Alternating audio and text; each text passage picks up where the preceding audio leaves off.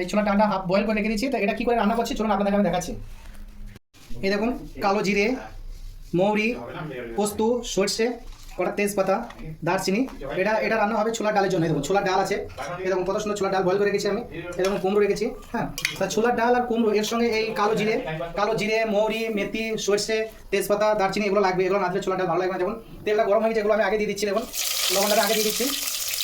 গরম হয়ে গেছে, এটা পোড়া হয়ে গেছে। আমি টমেটো, পেঁয়াজ, লঙ্কা, টমেটো এগুলো আমি দিয়ে দেবো।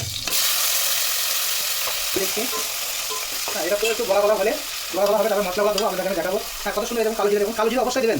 কালো জিরে ছোলার ডালে কুমড়োর সঙ্গে রান্না করলে ফোড়ন দিলে খুব সুন্দর লাগে। বলছি হ্যাঁ, কত সুন্দর টমেটোগুলো গলে গেছে, পেঁয়াজগুলো হালকা হালকা পোড়া হয়ে গেছে। এবারে আমি একটু আদা রসুন পেস্ট দিয়ে দেবো। ছোলার ডালে আদা রসুন পেস্ট আপনারা অবশ্যই হালকা পরিমাণে দেবেন, নাহলে ছোলার ডালের গ্যাসটা যাবে না, খেতে ভালো লাগবে না। ঠিক আছে, মশলাগুলো দিয়ে দেবো। দেখুন এই ঝালের গুঁড়ো দিলাম, হলুদের গুঁড়ো দিলাম, ধনে পাউডার দিলাম, জিরে পাউডার দিলাম। এবার হালকা পরিমাণে চিকেন মশলা দেবো। দেখুন চিকেন মশলা দিলাম। এবার মশলাটা আমি নেড়ে দেবো।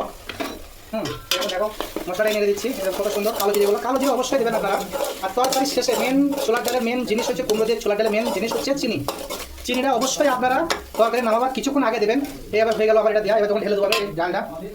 এই দেখুন ডাল ঢেলে দিচ্ছি আমি। দেখুন এই দেখুন এই ডাল ঢেলে দিলাম, এই ডাল ঢেলে দিচ্ছি। এবার কুমড়োটা ঢেলে দেবো। এই দেখুন কুমড়োগুলো ঢেলে দিচ্ছি। কুমড়োটা বয়েল করে রেখেছিলাম আমি, এই বয়েল করে রেখেছি।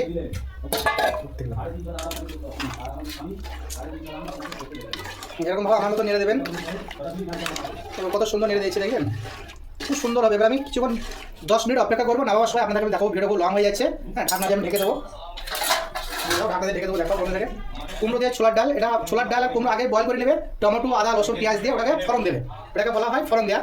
ফোড়ন দিলে ভালো লাগে। আপনারা এরকমভাবে করবেন, আমি যেরকমভাবে করলাম। আর ভিডিওটা যদি ভালো লাগে আপনারা লাইক, সাবস্ক্রাইব, ফলো আর শেয়ার করবেন বেশি বেশি করে। এটাকে বন্ধুরা ঢাকনা খুলছি আমি।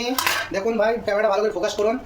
ও মাই গড, হেভি সুন্দর হয়েছে। দেখো ছোলার ডাল কুমড়ো একবারে ল্যাপটা মিশে গেছে, দেখেছেন গায়ে গায়ে, খুব সুন্দর হয়েছে। তো এরকমভাবে আমার মতো রান্নাটা করবেন, আমি দেখালাম। আর আগেই বলেছিলাম ছোলার ডাল কুমড়োর সঙ্গে মেন জিনিস হচ্ছে চিনি। এই দেখুন চিনি, এই 1 চামচ, এই আমি দেবো। আর 1 চামচ, 2 চামচ দিলাম।